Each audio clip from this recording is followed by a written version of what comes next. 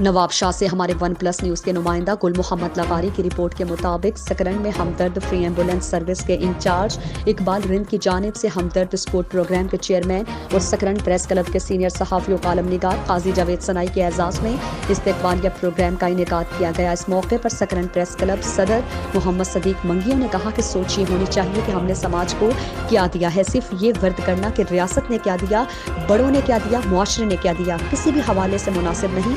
जब तक खुद आगे बढ़कर कोई किरदार अदा नहीं करेंगे तब तक किसी दूसरे को कसूरवार नहीं ठहरा सकते। समझता हूँ कि काजी जावेद मेमन मुतहरिक किरदारों में से है जिसने खुद अमली मैदान में साबित कदम रहकर समाजी खिदमत वाला किरदार अदा करके दिखाया है। उन्होंने मजीद कहा कि हर इंसान खामी और खूबियों का मजमुआ है, मगर कोशिश ये हो कि अपने अंदर के मुफ्ती से अपना एहतसाब जरूर करवाएं ताकि खुद पर नजर रख सकें। सीनियर सहाफ़ी रजा मोहम्मद सयाल ने कहा कि काजी जावेद इंसानियत का दर्द रखने वाला है, बिलौस इंसान है। इस्तकबालिया तकरीब में अमीर गुल रेंद, राशिद अली खोड़ो, जाहिद राजपूत, साहिब खान नुनारी समेत मुअज़्ज़ज़ीन ने बड़ी तादाद में शिरकत की।